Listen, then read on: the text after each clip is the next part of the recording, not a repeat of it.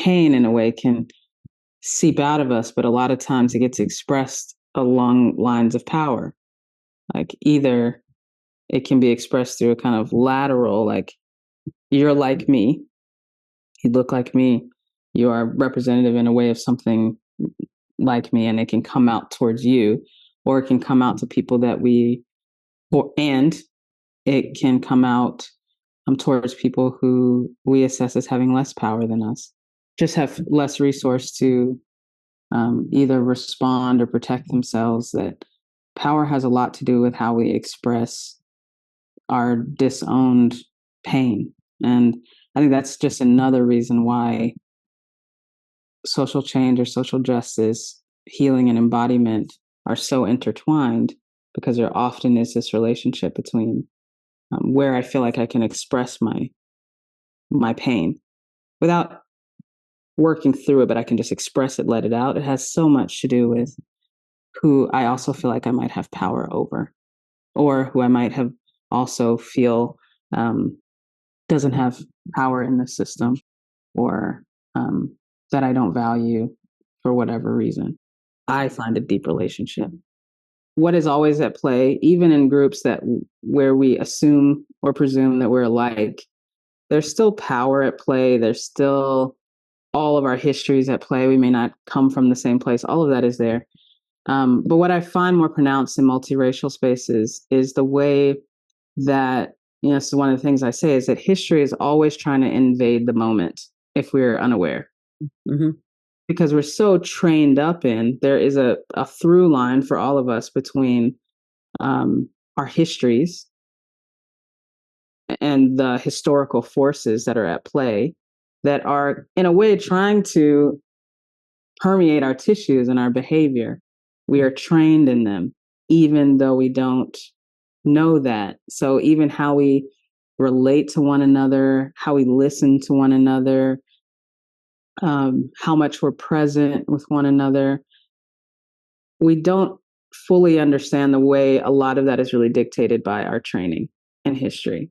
Mm-hmm. And so I find in multiracial spaces, there can be a great divide. And I said with one of my teachers, we were on a panel once, and my teacher is white.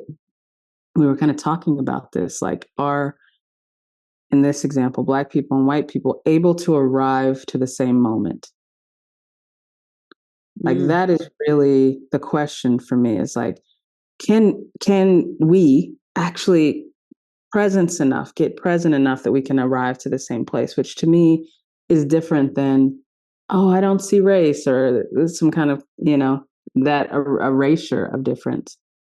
But can I arrive to presence aware of my history, aware of my shaping? And can I meet you in this present moment? How much can I see the training come in, and how much can I choose actually of vulnerability and presence? And I think in multiracial spaces, there's so much history and there's so much pain that and there's so much that we're unaware of, like how deep this training goes. It's not just ideas like, oh, I like these kinds of people. It's deeper than that. Right. So I think giving people enough space to practice with each other, actually arriving without hurting people, is the dance. Like staying in almost like a window of tolerance. Like, how much can we actually practice without it becoming a reenactment? And that's a reenactment of historical patterns. Or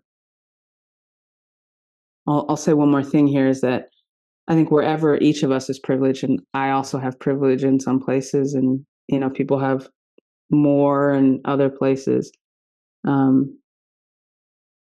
we lose sometimes that there can be an impulse to be good, to be right, to be affirmed as good and right, to be better than, that comes along with the places that we're often privileged in society, is this stance that we want to take, or a way that we want to feel or be affirmed as good, right, better. And that is often one of the insidious ways that we forward oppression, is by having interactions where we're trying to be good, we're trying to be innocent or the good one or better than. And um, that is often a place to look, I think, for people. Like, can you get out from behind trying to pass the test to be a person with this person? And I think from that place, you can actually genuinely have a human connection and interaction. This is Lynn Fraser. Join us for the 2024 Radical Recovery Summit, January 12th to 21st. RadicalRecoverySummit.com.